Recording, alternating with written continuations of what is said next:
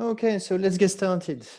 Hello, everyone, and welcome to 4IP Council's webinar entitled FRAND Terms, Same Price if Different Uses of the Same SEP. My name is Axel Frazini. I'm the Managing Director of 4IP Council, and I will be your host today. As you may already know, 4IP Council is a non-for-profit research council developing high-quality academic insight and empirical evidence on topics related to intellectual property and innovation. On 4IP Council's website, we offer an extensive body of research addressing current intellectual property and innovation themes. You will find a paper today's presenter, Eskil Ulberg, has developed on field of use pricing, as well as our recent paper on FRAND licensing levels under EU law, and many more reports and publications, of course, freely accessible. We are also committed to encouraging innovative SMEs to use IP to grow their businesses, and we provide a range of resources to help them achieve this end. So you can find many different tools on the 4IP website for SMEs. A popular resource we offer is a library of case summaries covering national court decisions following the CJEU ruling on Huawei versus ZTE. If you have not already done so, you can click Stay Informed on the right side of our homepage to be informed of new cases, research, and future webinars. New summaries of court decisions are uploaded on a monthly basis. We will upload the recording of this webinar and the slides on the 4IP Council website in the coming days.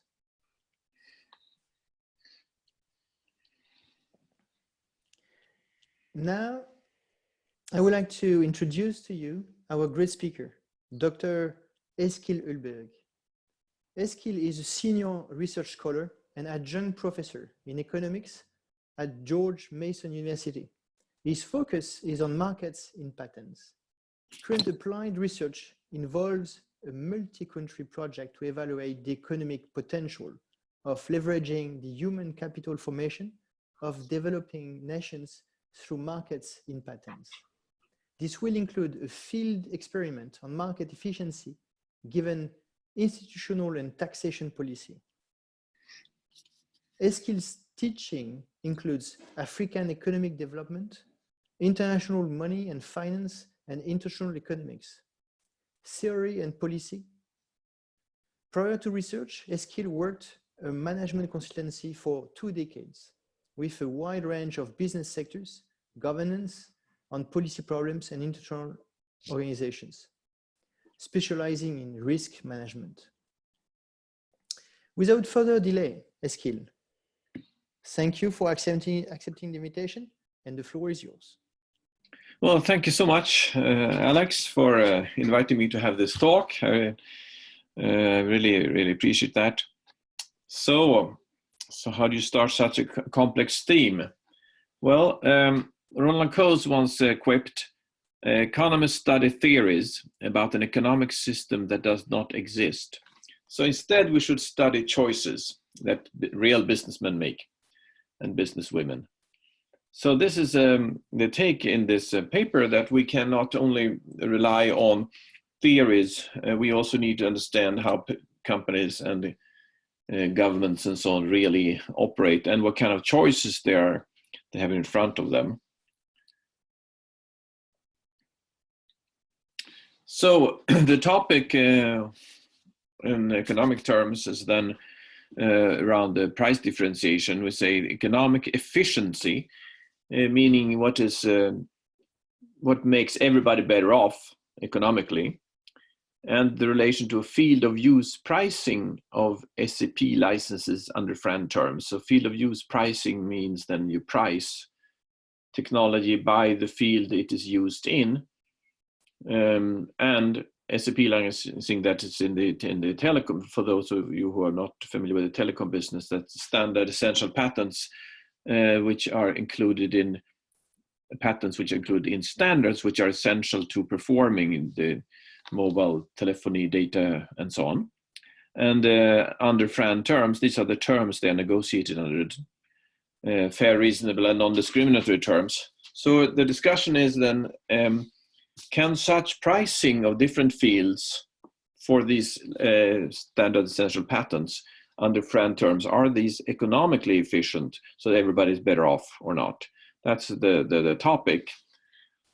So on price differentiation, which we can call it then of different prices, which means then charging different prices for the same product or service, is a very common revenue generating strategy for high fixed cost businesses.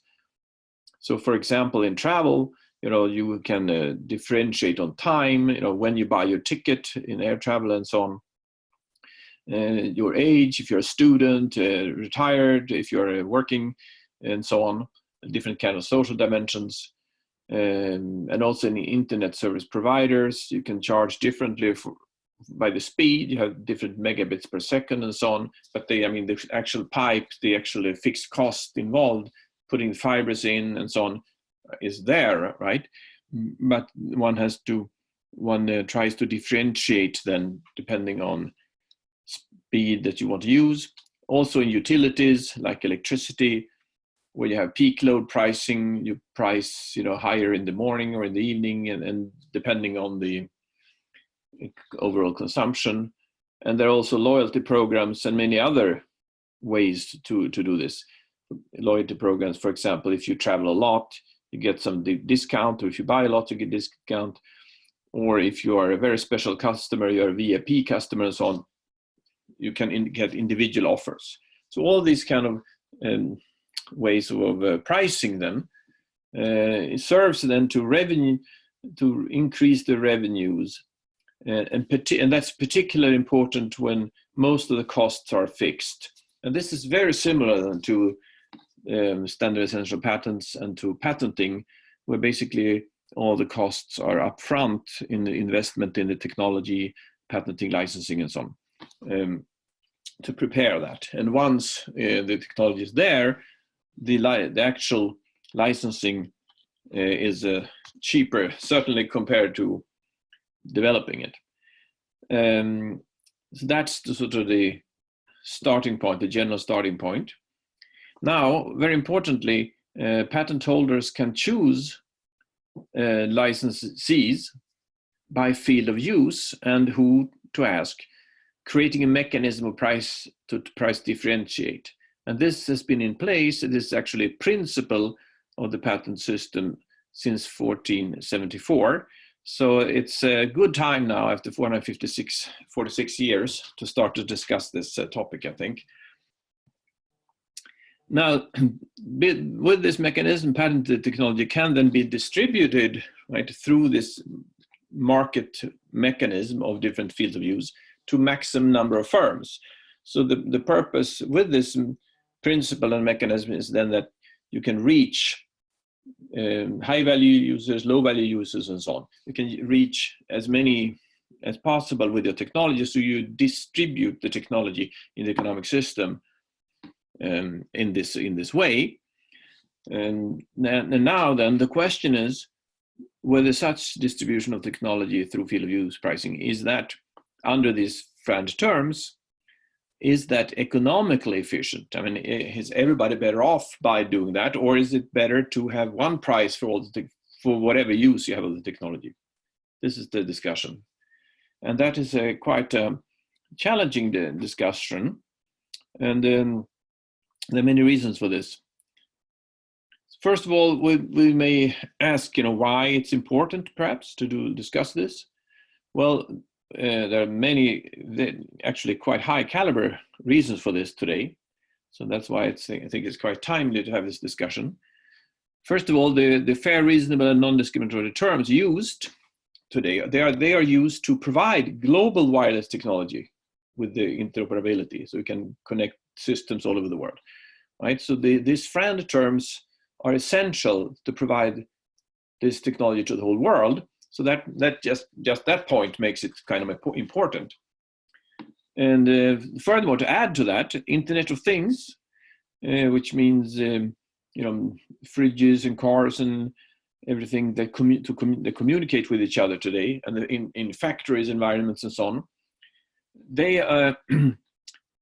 their use is based on wireless, and this kind of use of Internet of Things vary a lot from low latency, like self-driving cars, to utility meters, which you don't need so much bandwidth and so on. So you have a wide variety of fields of use in the new kind of technology of Internet of Things. So that also calls for why we need to understand this better. And the third point, it has become, as you have seen in the news for the last couple of years, a geopolitical issue, certainly for the fifth generation. And the 5G discussions create front page news, basically every day. So, and the reason is because there's a belief that this technology can really provide productivity advantages, right? Apart from the strategic concerns that countries have, of course, it is the productivity that is very important. So here we have, global standards. We have a new technology that is very versatile, and it's can provide productivity, essential technology for productivity. That's why this is a really important topic. Now, there are also more academic reasons for this. How do we think about this problem economically? How can we say something about it from an economic point of view? Now, neoclassical economic theory, which is the theory that is mostly used here, suggests that price should equal marginal cost of production. But the marginal cost of licensing plays a very little role in FRAND licensing, whereas a negotiated approach is needed between the user and the inventors. And the final point here, why it's important with this, and I hope this paper or article can provide some small contribution to, is that there is quite limited literature on this field in relation to price differentiation, FRAND, SEPs, and so on. So this is another way to think about prices and price differentiation for a range of usages of SEPs seems needed. So this is the background. Now this is quite high expectations and hurdles, but we have to start somewhere. So we will start with this paper. Then is based on existing literature, like a literature review. So that's where we're starting. So first then, short, when we talk about price differentiation, we have to talk a little bit about prices, how prices are. We think about prices in economics. And then we'll very briefly mention a few cases from industries outside the telecom industry. And then I will go through 3-4 of these papers in the literature, and then sum up the story. So this is the economic approach done. Now the neoclassical approach, which is sort of the current way most economists think about economics, is this fundament that price equals marginal cost. It means that you can only choose rationally on the value if you have the same prices for all usages. This is the idea. So if you have, so if people would have different prices, you could not compare technologies or your products. You could not compare products if you have different prices for the same things. You didn't know which would be best for you. But now, this is based on the marginal cost of production. But now this is not applicable really when all costs basically are upfront. They're not in the production and the licensing is low. For example, if you produce a car or something, there are some costs to do it. There's some marginal cost, the cost of producing an additional car. And then how efficient you are then should decide your price. So the price should be equal to the production of one additional car. But that is not, does not express the value in a patent license. It does not capture the value of a patent license because it's only when it's in use, the license, right, that the value is capped, has any meaning. So the way to look at it instead, that is I propose, and also many in this literature propose that we'll talk about, is instead of looking at the cost of producing an additional license and so on, we should of course look instead at the buyer side, the willingness to pay. So what is the willingness to pay expressed by the licensees? And that expression then has the value, implicitly the value of using the technology in it, right? So willingness to pay expresses instead what the buyers think the value for them is, right? So then you are, in a sense, you're considering their marginal cost, if you like, of production, the buyers, not the sellers, as the neoclassical approach is. So you sort of shift the focus from the producer of the technology to the user of the technology, and what is the value in the use of the technology? And that, of course, makes a lot more sense economically, because we want to use the technology to be more productive and so on. And the value in that use is expressed in the price, and that's what we want to know. We want to know that which technologies produce more value, and that people tell that in what they're willing to pay, right? They tell if it's something valuable, they pay a high price. If it's not so valuable, they don't pay a high price. So basing this pricing on their value of using it tells everybody which technology is useful for others. So this means then you have to look at the negotiation then between the licensor and the licensee, negotiate based on the willingness to pay, the value, and the willingness to accept, or the cost. And that is a much more realistic approach. So, and the conclusion of this is then, of course, that the policy should follow then what is efficient. That is the tall order of discussion here. So to make a sort of graphic version of this, what does it mean then for SEPs and FRAND? So you can think of it like this. So you have this standard essential patents in the box down to the left. We have many standard contributors there. And so you have two kind of, the way we will look at it is this way. We have two ways of thinking about pricing and differential pricing, is that you can think of that you get one kind of price for all the fields of use and all the performance, and get a payment for that, and that results in some sort of volume of use. Or you can differentiate then that by the fields which is used. For example, handsets, it's one thing.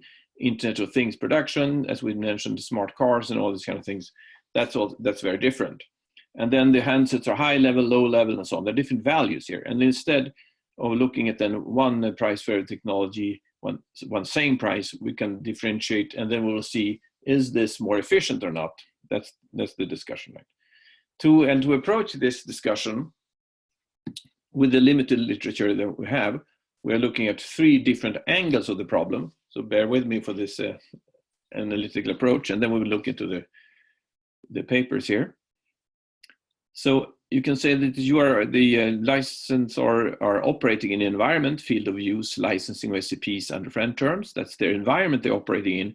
And what is the economic outcome? Well, the way we, as an economist, think about this, you can say that, well, if everybody just accepts the price that is out there, price takers, then we'll be fine off. That's the neoclassical approach.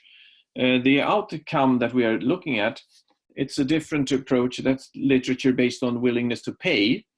And the third one, where we'll start actually, is that, wait a second, this is actually quite a complex negotiation process. Perhaps we should look at some studies on that. And we have some studies that are not of SEPs, but similar. And these experimental studies, which then now include humans. So they're much more behaviorally oriented than the theories, right? And we'll look at an experiment and auction theory paper of markets that are similar to the SEPs. So these three angles then are used to analyze the existing literature, the limited existing literature. In the article, there are lots of examples several examples anyway of price differentiation in other industries, just to see what kind of policies are in place. And I just want to mention the airline industry here. So there you have differentiation based on the willingness to pay, right, for flexibility, time, last minute, and so on. And this started basically in the deregulation of the airline industry in 1978. And the contention is that this increases social welfare, that they are efficient, by broadening the range of passengers that can fly, right? So this is the argument behind. Right? Price differentiation, different prices is good because more can fly, more can use this, and this creates social welfare or efficient markets. And on the right, you have a graph there. You have first class, full fare class, weekend, and all the way to last minute and so on, just as an example.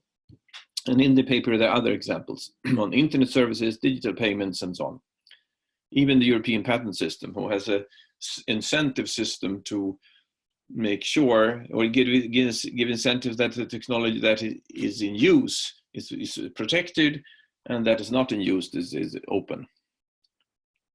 So the point here, the first point here, that a whole range of industries use this strategy of price differentiation. So here are these 5 articles. We'll see how we'll take a few of them and discuss them. And that we looked at, which cover some of these aspects. And then we'll conclude. So we have 3 gentlemen up there who've written 3 of these articles. So let's start with the first one here. The first one is one of the most important ones, I think. If you compare single competitive prices, meaning one price for everything, or differentiated prices, in this case 2 prices, if you compare this, when are they efficient or not? So this is the core question. The parallel is then, in what situations are multiple price differentiation on SEP licenses efficient and not? So you have to look at this both cases, and this gives us some insight. This is an experimental study with human subjects trading a monopolistic seller under single competitiveness versus differentiated prices. So that's very similar to SEP. It's not exactly SEPs, it's similar.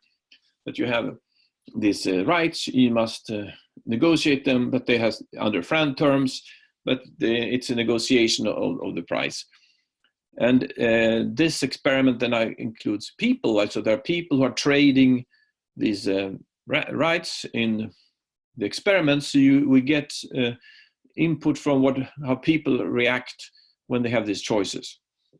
And what we find, this is a long article and there's a lot of comments in the paper around it, but the bottom line is the following, that the price volatility, I mean the variation of the price over time, is higher with one price than 2 prices.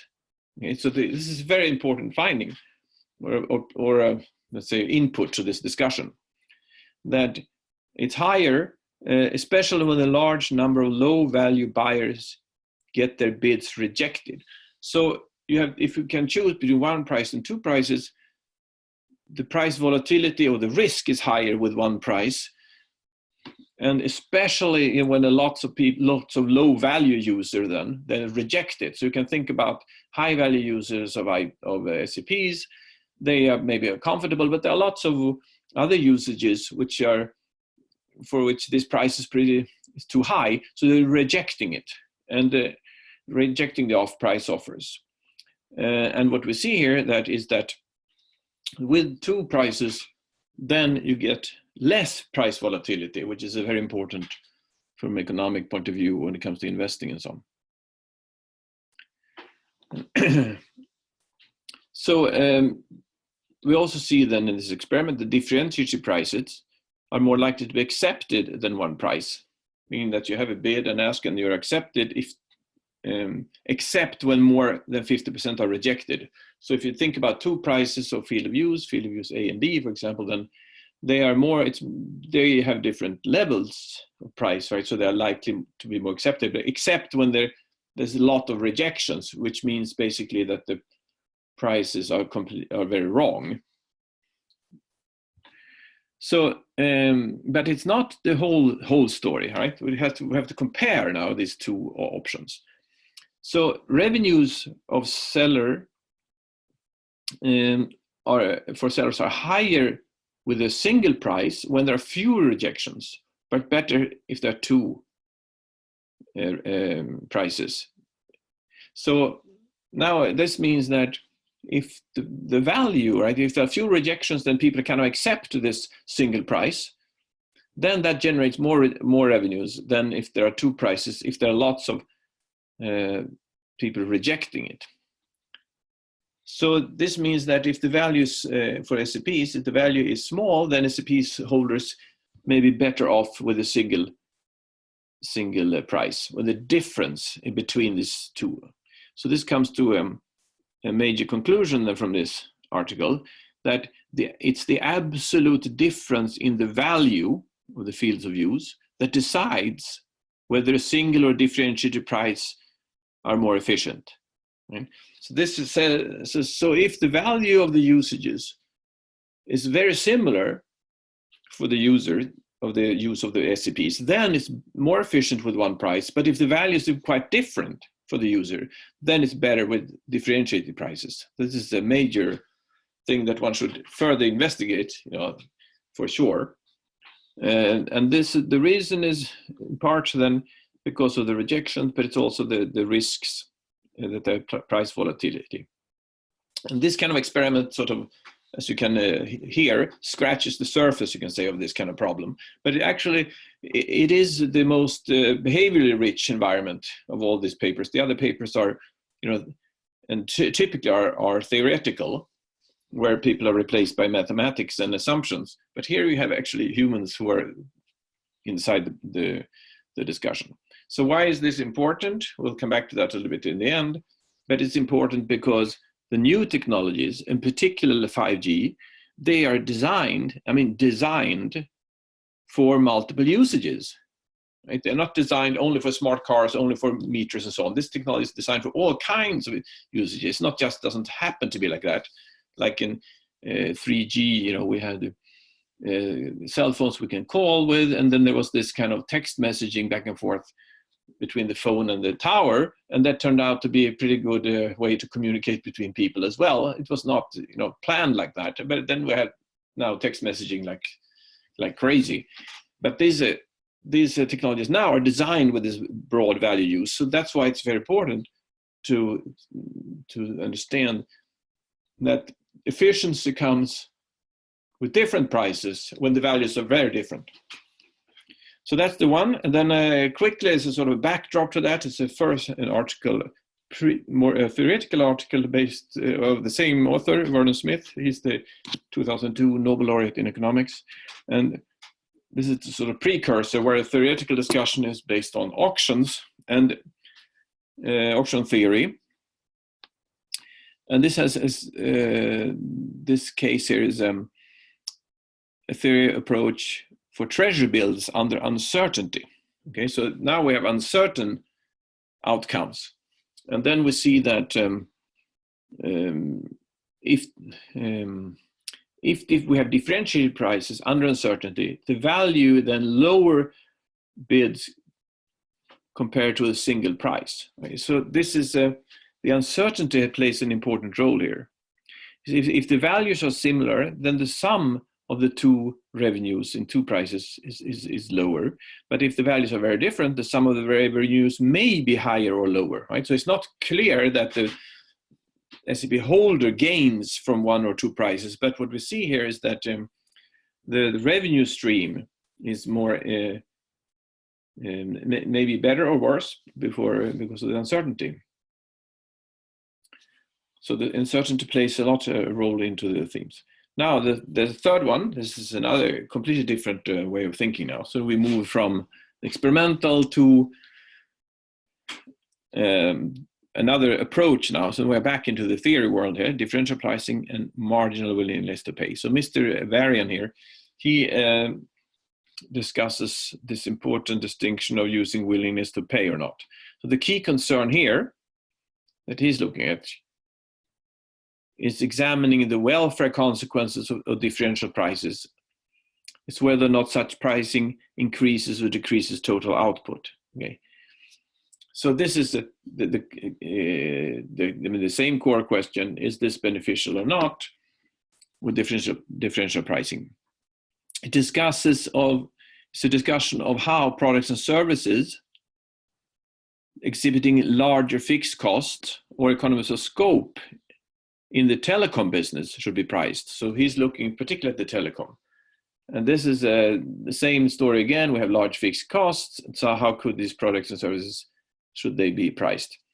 Now, what he says then, they should be based on the willingness to pay, because the marginal cost of licensing is close to zero. And then he makes this other argument, insufficient to recover the investment in R&D, which is another topic, but a very important topic, of course. And what he suggests that it is maybe necessary to differentiate prices in order to serve a bigger market and have a technology distributed broadly. And an important argument he gives why it is necessary is that the alternative to differentiated prices then is one price, of course. But in reality, his concern is, or comments actually, is that if you have one price, when there are large players in the market, large buyers, large licensees, because of we call it market power, because of the sheer volume that they are producing and using these technologies, they have a strong bargaining power, and they may that bargaining power may result in lower prices, and these lower prices then that they push down for everyone, right? Everyone will pay this if we have one price. So it's insufficient to recover cost, right? So it's not a competitive market. So he's saying the reality of the things is that this is something we have to watch out for, that if we go for one price, in reality, this price might be pushed down by big players, and then we won't have any next generation technology. So one price may result then in that sellers only, so the seller then think like this, okay, if this, we know this story, what are we going to do? So they may sell only to the high-end users. So they are deciding to team up with the high volume buyers because of this thing, and not sell to the others. So then we do not meet the niche markets. So that means that if we have this kind of situation, which is I think quite common in these markets, then it might push down the price to a level where you cannot reinvest in the next generation, and that's not a competitive price for sure. So that's the one side of the argument, and the other side of the argument is that okay, but if we do price differentiate, as long as we're expanding the market, more are served, then we can claim social gains increase. Okay, so this is his core story. Expanding the market, then we are fine, and we do that, and we're fine with differentiating prices as long as the market is expanded. Then we have another article by him, a sort of a similar approach, where he comes to a similar conclusion. Here he has reviewed non-telecom industry, all kinds of industries. It's a literature review of this is a literature review of a literature review, if you like.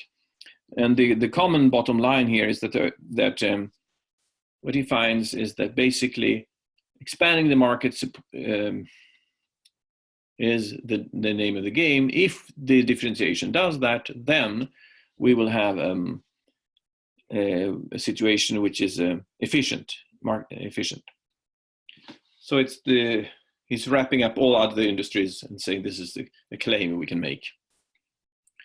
Then the final article I'm talking about here, it's about Hausman, Mackie, Robinson, Pigou. Now, if you know these people, maybe Robinson, Pigou, Hausman, this article refers to Robinson. Robinson was this very famous Oxford communist researcher, and Pigou was the social socialist researcher in the beginning of the last centuries. So it has a sort of a strong angle to government intervention. But Hausman, they are trying to steer away a little bit from that, and they are arguing the following.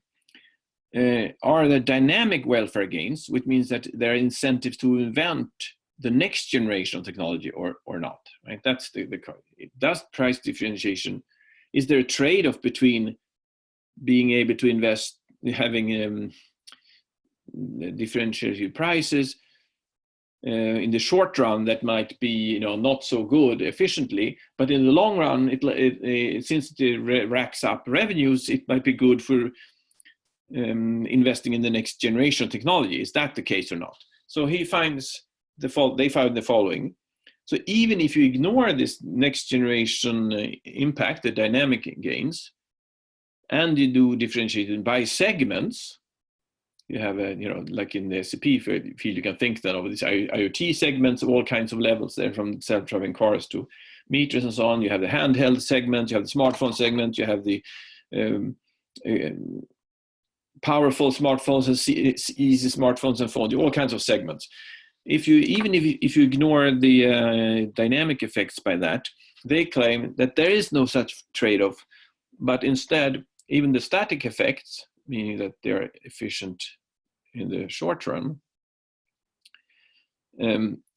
results in efficient markets. Under these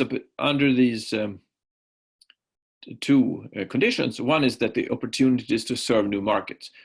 So this is a similar conclusion and outcome as the others, right? As long as you expand to new markets, then you're fine from an efficiency point of view. And from the dynamic point of view, then this differentiation allows you to achieve scale and learning economies. This is their claim. So there is this plus to it. And then these people are pretty good at the patent system as well, I think. So they make the following very, you can say, controversial comment, if you like, but they understand the patent system. So even if you have welfare losses, even if price differentiation is not efficient in the short run, that solution may still be better than alternative policies to fiddle around with the patent rights, right? For example, patent life.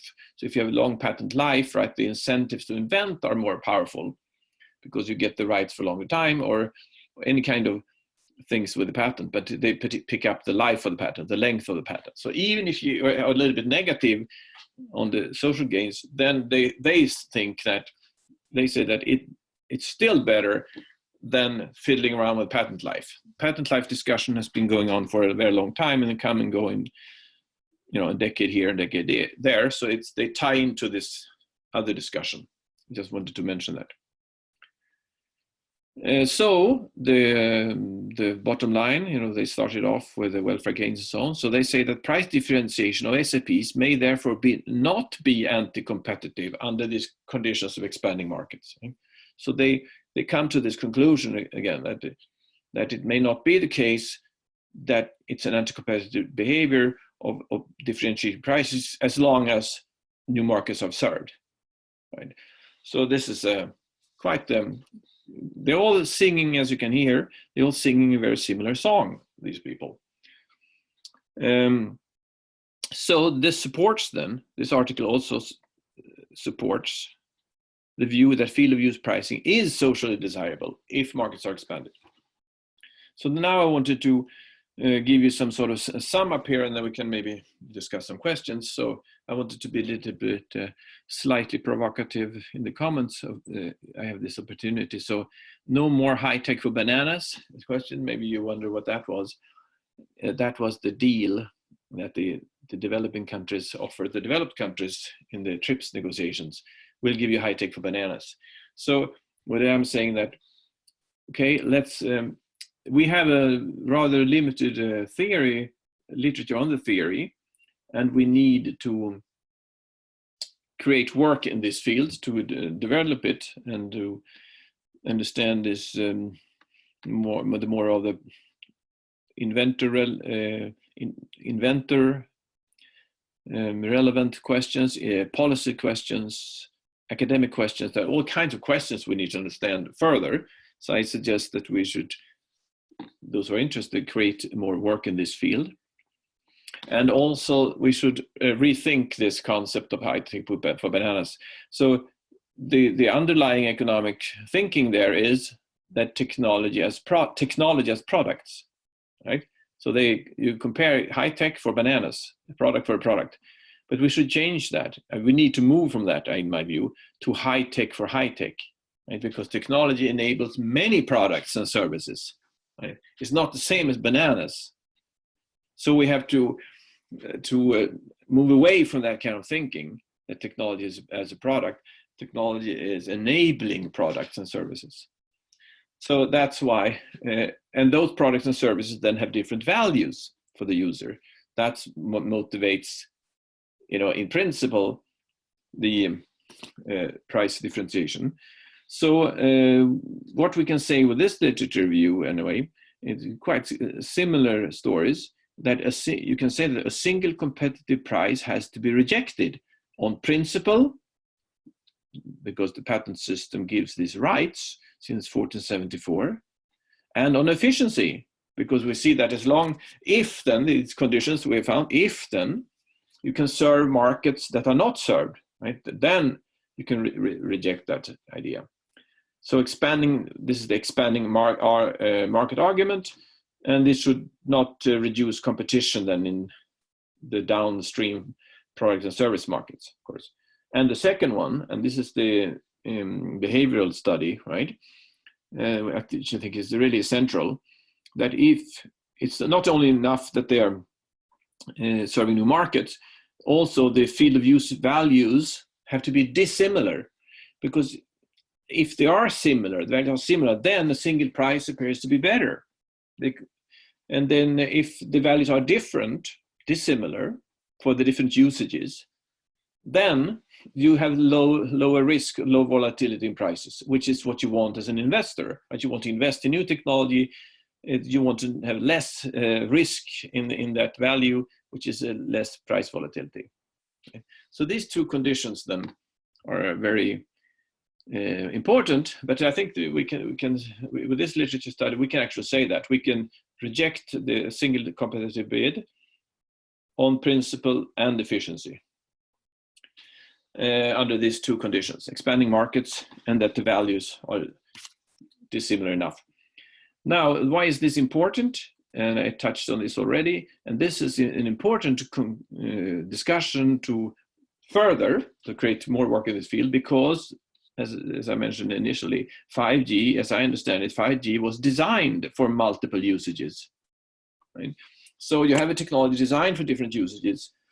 So it's this ties now into this idea that price differentiation under those two conditions are efficient.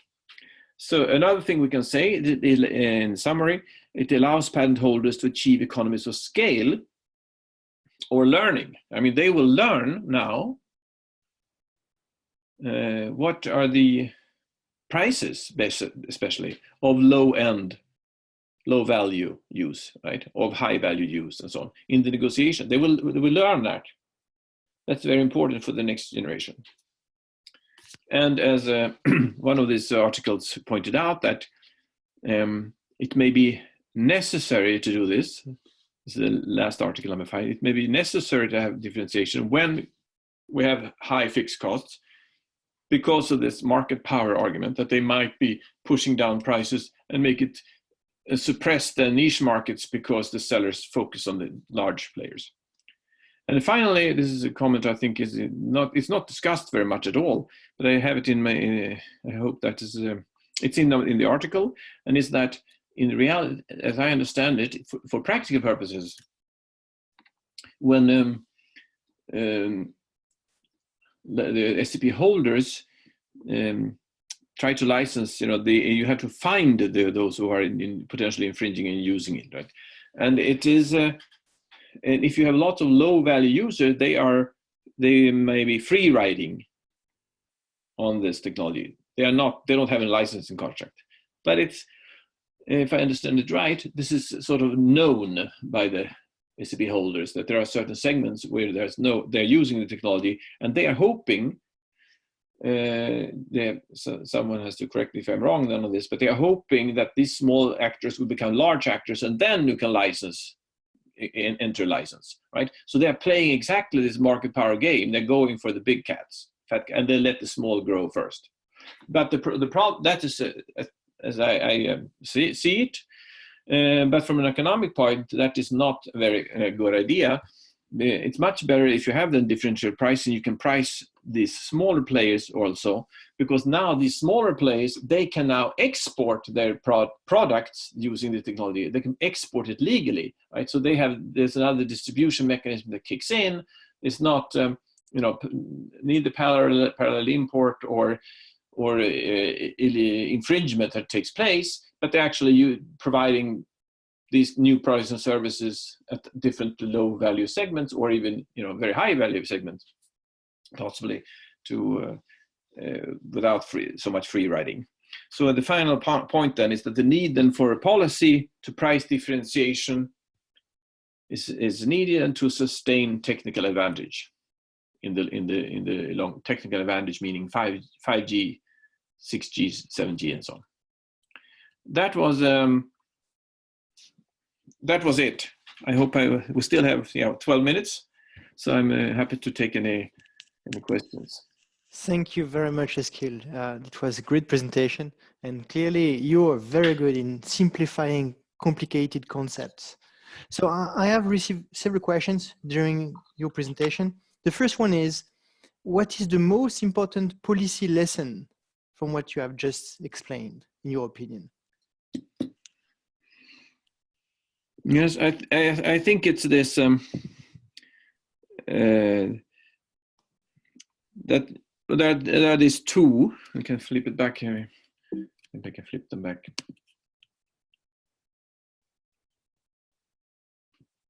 I think it's these two in red here. That price differentiation allows to serve large and small segments, and that is expanding the market, right? So expanding the market means the technology, the productive value of the technology is used and it comes to the benefit of people more in that way, and in a legal way, and it can be then exported. And the other thing is that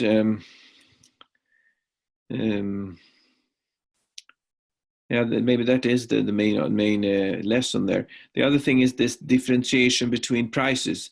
I mean, there is it's a lesson, but also there is, you can say the lesson is that there has to be this dissimilarity between values in order to price differentiation should be efficient. Now, how dissimilar should they be, right? That's the next question, right? So this is something I think it's important to discuss and see, okay, what are these segments, these fields of use which have these dissimilar enough values, right? So I think those are the most important, that it's not just expanding the markets, it's expanding the market in a way that reduces the price volatility, right? And that happens, and the markets are expanded when you have differential field of use prices. Okay. Just to explain to the audience, we have a Q&A tool that you should be able to find on your screen. You just click on it and ask your question. We already have around 20 questions. So be patient and feel free to ask your question, because Eskil has agreed that he might be able to answer the answered questions during the webinar on a post on the 4IP Council website or through Twitter. So do not hesitate to ask your questions. The following one is, what is the most important implication for FRAND? Okay, so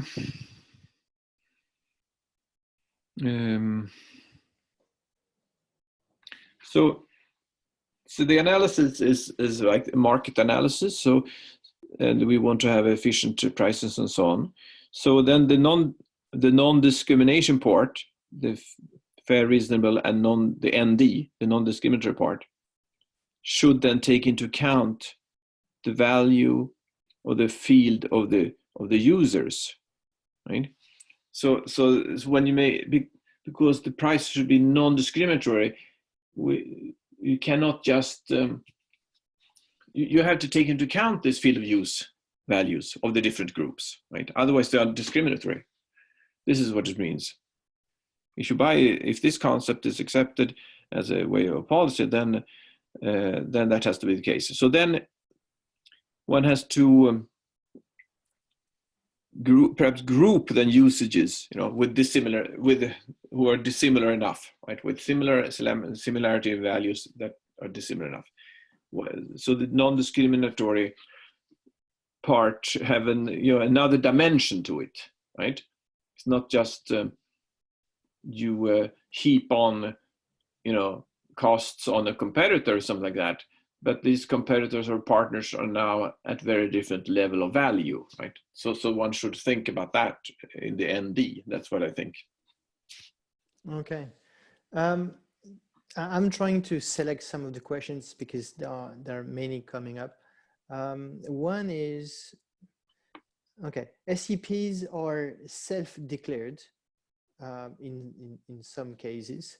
And this person says many studies show that many SEP patents might not be actually essential for the standard. And his question is, what are the advantages or disadvantages for a patent owner to declare that their patents are SEPs, in your opinion? Oh, that's a very, very good question. Advantages and disadvantages. Yeah, let's see. Oh yeah, I find it here. For a patent owner, okay. The advantages for a patent owner. Yes, I mean That could be joined to another question I received, which is, what is the most important implication for a standard essential patent? Yes. Actually? So, I mean, there are, what I was thinking here is that there are advantages and disadvantages, right, for everybody, right, for the market, what is efficient, from the economic perspective. From the economic perspective, it's clearly, that this information has to be known, right? If we know which are declared SEPs or not, then the search costs of finding them is very low. Transaction costs are lower, and so on. Particularly the search costs is very low, so you don't step onto mines and things like that. Now, that's from the economic point of view, but when you say from the holder, I think is the question here.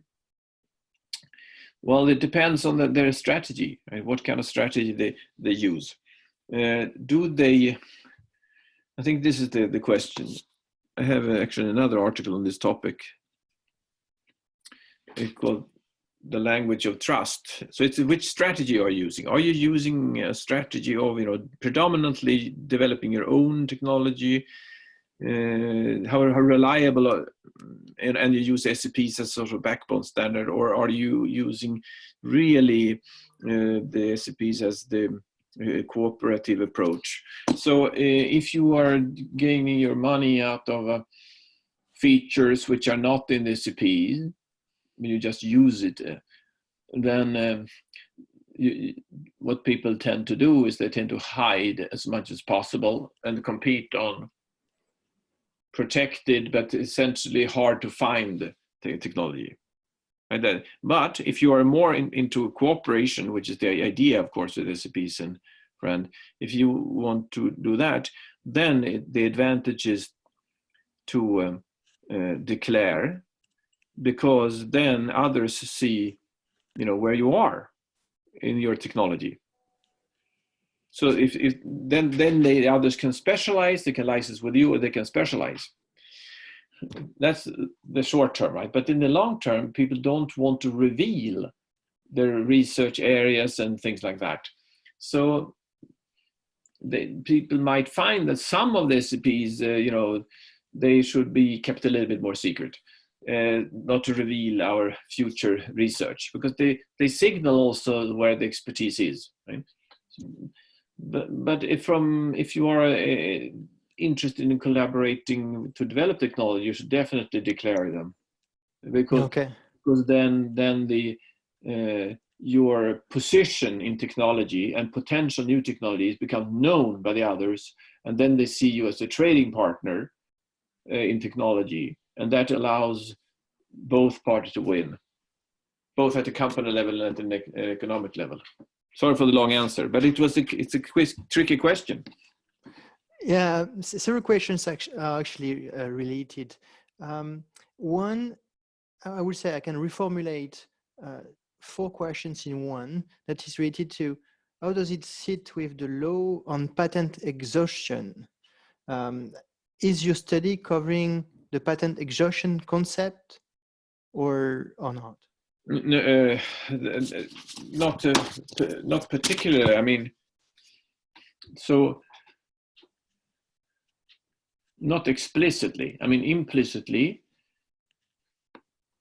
I mean, none of these papers touch on this topic explicitly.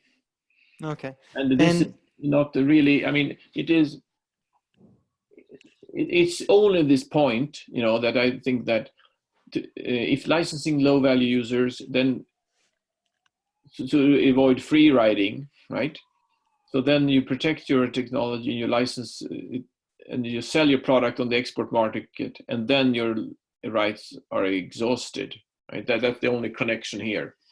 But that is another very big question. In some industry, software related and so on, right? That when are the rights really exhausted?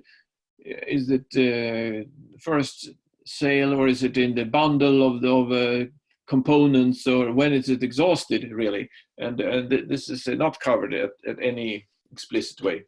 Okay. And what about tremendously pools? Important question. Sorry. Yeah. What about pools? And that will be the last question, or depending on what you have.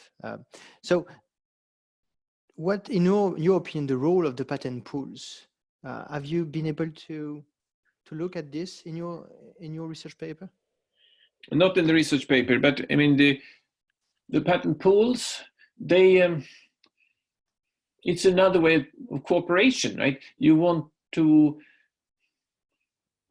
take off sort of you negotiate once and for all for some bundle of patents, in a sense. You say this, we team up and we put all these partners' patents in this pool, and then this is licensed. So it's a way of organizing your research results, you can put it that way.